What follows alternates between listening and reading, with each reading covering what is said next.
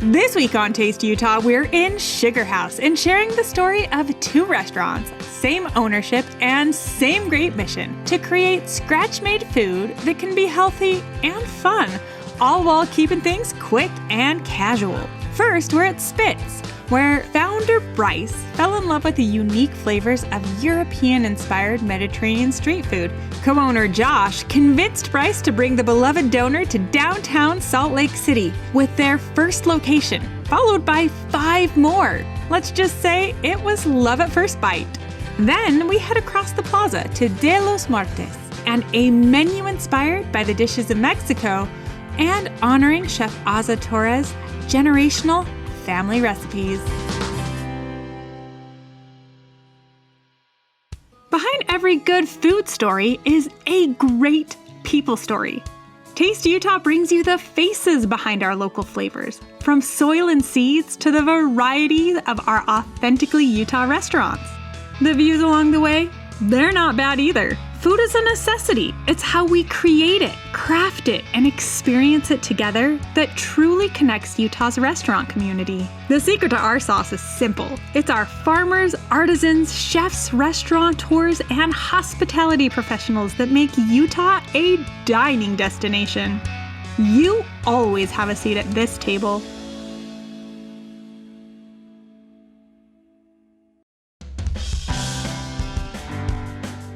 We're in Sugar House. I'm taking you to Spitz. We're gonna sit down with Bryce and Josh, co-owners, and get the skinny, the lowdown on why Spitz, why Utah, and why the second location in Sugar House. They also have another concept, De Los Muertos, which is also in Wilmington Plaza, right across from Spitz. We're gonna go get the entire story of both restaurants. I'm hungry, are you? Hi, Katie. Josh, how are you? I'm so good. Thank you for being here today. Oh my gosh, I'm so excited. I feel like Spitz has been several years in the making, and I'm so excited to sit down and get the whole story. Awesome. Well, let's go take a look. All right. Josh, this is amazing. Bryce, it's so nice to meet you. Likewise. Tell us what you put in front of us here at the table. Salad right here, Beautiful. which has romaine, cucumber, onion, tomato. This one is with chicken, a Nice. balsamic vinaigrette, peppers, Kalamata olives, and then we believe even salads that are healthy should have a little bit of fun crunch. So you have a little bit of fried garbanzo beans, some of our crispy pita, and then what you're eating right now Like is diving our right in. Mediterranean bowl with falafel. And are you making this falafel in-house? Everything that you see is made here in-house. Nice. Yeah, all our sauces. The Okay. falafel is vegan as well. Nice. Almost anything can be made vegan, gluten-free, vegetarian. Cool. This is our street cart fry, definitely, I'd say probably our most popular item. Okay. This one is done half and half with our sweet potato fries, which are waffle cut. Love that. That one has garlic aioli, onions, peppers, the Kalamata olives, feta cheese, and it kind of just is a really great conduit with the fries to just maximum flavor. I love it. Probably my personal favorite. It's one of our originals, and I still get it all the time. This is our street cart wrap, Okay. which is lavash, which is like a Middle Eastern tortilla, and that's wrapped up with, this is our beef and lamb, shaved off of our spit. And that's where our name comes from, by the way. Spitz is from the spits of meat that we roast. The way that that's so flavorful is as the cone rotates, there's a really strong broilers that kind of caramelize the outer layer, and then we use a special knife to shave it off. Love that. So you kind of, it's like when you eat a really good steak and that crispy outer part has all that flavor. Yeah. That's why this method of cooking is so good. Well, another thing to mention too with our meats is that they are our proprietary recipe, right? Like it's our blend of spices. Yeah. We do all the meats, so it's not like a standard Euro meat you're gonna find. Yeah. Yeah. And doner, so originally this is doner kebab, Okay. which not a lot of people are familiar with in the US. It means the same thing in Turkish as Euro does in Greek. Okay. So Euro means rotating in Greek or turning. Doner kebab means rotating meat in Turkish. Okay. Yes, so it's kind of, and shawarma is the same thing in Lebanese. Yeah. They're all referring to the same style of cooking of a spit rotating. I And love so, yeah. that. Forever we used the Euro or the gyro as the as like a way to describe what we do. Like, hey, you're familiar with the Greek gyro? You know, our doner kebab is like the Middle Eastern version or the Turkish version of that. It's very similar, and actually because of that, we like gyros. We ended up coming up with one. Yeah, that's become one of our favorites lately as well. I love that. So what is that then? So we have a fried pita. Okay. Right, that we will put our aioli and feta and our meats. We have a little bit of onion and tomato in there. We do our French fries, and then we have like a sumac spice on top. And it's really good. Yeah, I love that because truly you're not saying like we're making traditional gyro. You're saying we're making our own style of gyro. So what you come to Spitz for and what you know and love, you're now going to get in this other sampling. That was always our intention as we built the concept was let's take a street food and elevate it. Yeah. And then let's also combine the best parts of like quick dining, fast food, the price and the speed of fast food with the service, ambiance, customer service and quality that is usually found in upscale dining. I love that. We want to take these things and riff on them. And that's kind of become the Spitz thing, is we riff on authentic kind of attributes and make our own version of it. Yeah. So tell us a little bit about the origin story. Why the doner? Why all of this? Yeah. I went to college in Los Angeles actually, and I went to a place called Occidental College. And part of that was a semester abroad where I lived in Spain. And I literally ate this type of food every day, and it was just kind of street stand style. Wow. And I couldn't believe that it wasn't here. I had seen gyros here. Yeah. I'd seen other things, but I'd never seen doner kebab, and I'd never really seen it done the way that they were doing it in Spain, which each country has its own version of it. It's originally Turkish, but then came into Germany by Turkish guest workers after World War II. Okay. And they kind of started all these street stands, and it became part of the culture. And I just said, I have to bring this back here. 2 weeks after graduating college, I leased my first location and built it out with my business partner who still lives in LA. And that's where the first store is in Los Angeles. That's amazing. You're going on 18 years? 18 years. And you were like, I want to bring it home. Yes, and so Josh and I were great friends growing up, and Josh kept saying, man, you got to bring this out here. We'd love to bring this out here. And eventually said, you know what, it's time. The concept is quick casual. You know, you're not being served. You're not staying for 2 hours and enjoying this like extended dining experience. But you do feel so welcome. You never feel like you can't sit and stay. And if you just get to go, that's rad too. Totally. I love to get back in the kitchen. I know that means I'm going to leave you guys to go over to De Los Muertos, and I'll see you over there in a second. But can I pop back in the kitchen with your chef? Of course. Yeah? Absolutely. Okay. Okay, so Brandy, you're executive chef, operations manager, just kind of like the big boss in the back of the house at Spitz. Kind of everywhere, but I love that. So what are you going to make for us? I'm going to make a doner basket. Okay, doner basket. Yep. Okay. What all comes in it? So we start with your fries. You choose your fries, but I'm just gonna do regular fries. Regular fries, we're doing classic traditional. And then we'll throw some romaine in. Love it. And then of course, some meat. All right. What's she gonna throw in there? I'm gonna do some chicken. Some shredded chicken, love it. And how are you preparing this chicken? Is it the Spitz as well? So we used to do it on the spit. Okay. We've kind of changed it up just to make it a little bit easier. Nice. Make sure the chicken gets cooked properly. Okay, love that. So we cook it on the flat top. Oh, you cook it on the flat top? Yep. Oh, that's so awesome. And then we're gonna drizzle the tzatziki. Tzatziki, over the house-made. meat. Yes. And then our 4 veggie mix kind of goes over everything. Cucumbers, red onion, tomato, and green pepper. And green pepper. Okay, cool. And then we'll take some feta cheese. Feta cheese. Our Berlin mix. Beautiful. And then we'll top it with our crown, which is banana peppers and olive. Banana pepper and olive. And then we'll take a scoop of hummus. And then we'll top it with 2 pita strips. 2 pita strips. And then fried lavash, crispy garbanzos. Okay. Our lovely falafel ball. And a little falafel ball. And then our balsamic dressing. And Brandy, this has just been such a phenomenal experience at Spitz. I'm gonna head over to De Los Muertos, but not before I sink my teeth into this. Yeah, totally. Exactly. Thank you so much. Welcome.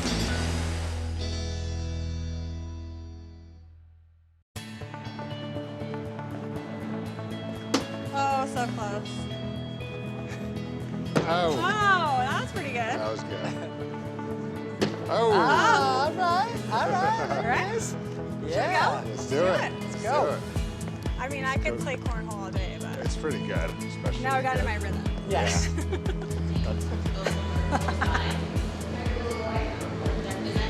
Hi, welcome. Thank you. It is so cool in here. I love the vibe. Yeah, we have an amazing artist. His name is Devin Paulson. He actually does all of the Spitz artwork as well. Oh, cool. But a lot of this was his brainchild. Yeah. I love think he it. did an amazing job. Yeah, custom wallpaper, cool stuff on the ground, the breeze blocks everywhere. Yeah, like- the idea was to kind of take a little bit of the Mexico vibe, but put that Spitz type spin on it. Yeah, I love It's it. the De Los Muertos spin. And a little different than Spitz. You have this sort of new ordering system that you're refining. Yeah, you might have noticed when you walk in, our space is significantly smaller here, and so we've kind of had to just work within the limitations of our space. But Yeah. in order to kind of alleviate congestion and some of the lines that we see at the other restaurants, we put in just a few different kiosks so that multiple people can order at once. Love it. We have a cash register, so we do have a cashier if people have questions or need more help ordering or whatever. But the idea is that we have somebody out front instead of a cashier. Yeah. So that person comes and welcomes you, says, have you ever been here before? Can I help you through the menu?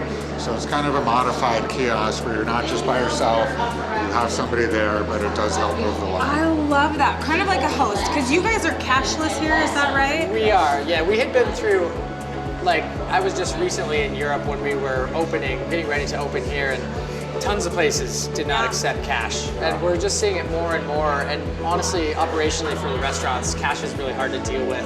Yeah. So this is much easier since That's everyone super has a cool. card or Apple Pay or whatever. It's busy in here, which is Yeah. awesome. But I feel like we should sit outside. It's such a nice day. We've got a great patio. Nothing like margaritas and chips and salsa on the Let's do patio. it. Tons of food out there. Yeah. The genesis of this came from one of our longtime managers who is at Spitz.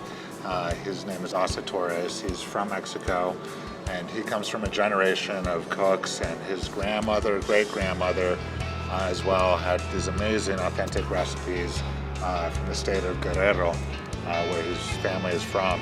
What we do is we kind of take those and then do our little spin on it. So it's very familiar, it's definitely Mexican, but it's also, like Spitz, it's its own thing. The philosophy, the values, the like intrinsic qualities that you both bring to your restaurants, just absolutely beyond clear, and why you're so successful and why your food tastes so good. So break it down. Let's talk food. Yeah. I was aware, like, kind of at the periphery, that mole was a labor-intensive process. Yeah. But that was before owning a Mexican restaurant. Now that we do this, to watch the steps that it takes to make that, I mean, I think Oz has told us there's something like 57 ingredients. Yeah. And it's like kind of an all-day process to make this one mole. Yeah. And I believe this specific recipe actually came from Oz's wife's mother, Wow. who passed away fairly recently. Wow. That was her mom's mole recipe that she had had forever, and That's so special. now we get to give it to everyone. Yeah, It's pretty cool. absolutely. And that's the name De Los Muertos, of the dead, is a harkening back to the generations of people that came before, giving these recipes over generations to where it's being served now. It's a way to keep legacy, to keep loved ones in our hearts and Yeah. our minds, and let them live on. Yeah, Yeah, absolutely. totally. What's my favorite part of any Mexican restaurant? Chips and salsa and dip and guacamole. So Yeah. we said, let's make sure ours are the best. So you start by frying everything fresh in-house. And we did something which I still haven't seen very many places, almost ever. Yeah, I don't think We I've do ever seen it. half corn tortilla chips, which people are used to. Yeah. Then these are flour tortillas. Yeah. We also cut them in the same shape and size, but they puff up really well like that. They're like this puff pastry almost. Yeah, and they just are so melt in your good. mouth. And I love it. Both are equally fun, but let's say we have like a gluten allergy. Can they just get Exactly. the Oh, yeah. corn? Yeah. Yeah. Yeah, that's the other thing. We were very conscious of dietary restrictions coming into this, just because we're able to accommodate so many things at Spitz that Yeah. we can do vegan and vegetarian and gluten-free. Yeah, what you're eating right now is actually our bowl, and that has our Impossible meat. Oh, no way, this is Impossible meat? Yeah. Which tastes just like I never amazing would have ground. known. Yeah. Yeah. And that was a big one That's for me and amazing. all of us, but we said, man, what if we had something that tasted just like that really good ground beef, like Tex-Mex ground beef? Stewed for hours. Yes, all but that, yeah, instead texture. so, and that's also what's on our queso, which is amazing. So this is our homemade queso. And then this is the spicy chili verde Okay. burrito, inspired by your travels, I believe. Oh, no way. Yes, Yeah. I always, Let's hear it. selfishly, I always wanted to have a Mexican restaurant so I could put all my favorite things on the menu. You know what I love mean? that. And so we kind of did that. And one of the things I found when I was in Santa Fe, New Mexico was we were at this restaurant that just had this awesome chili verde that was super spicy, and like they made no bones about it. You can order it mild. It is what it is. If you like it, Yes. cool. If you don't, that's okay too. Yeah. Love it. And so we kind of took that same approach with Yeah. this chili verde because spicy chili verde is Yeah. the best. Between both of your commitment to excellence and chef's commitment to excellence, it really is just sort of like a cannot miss. Everything is so good. I mean, the guac is fresh, it's vibrant, it's alive. You know, one of the things we found being open is I think that there's, I don't want to say a stigma, but there's like this association with Mexican food as being like, you know, kind of like a fast food a lot of times. And not always, but a lot of times it's like, oh, I'm going to get a quick burrito on the go and it should be $5. Yes, And- the price thing was a big one that we ran across. Is people are used to paying, or they want it to be cheap, super cheap. It's not a budget food done right. No, Mexican really. food is handcrafted. Yes. Like Yes. my sister-in-law's mom, my niece's abuelo, like she's handcrafting the sopas. Like Yes. it's the guacamole is taking a long. Mole takes days. Yes. And exactly. then yes, it's easy to compose and takes a little less time to compose. Or like we go to Mexico City and they're selling tacos like right out of the back of a backpack. But Yeah.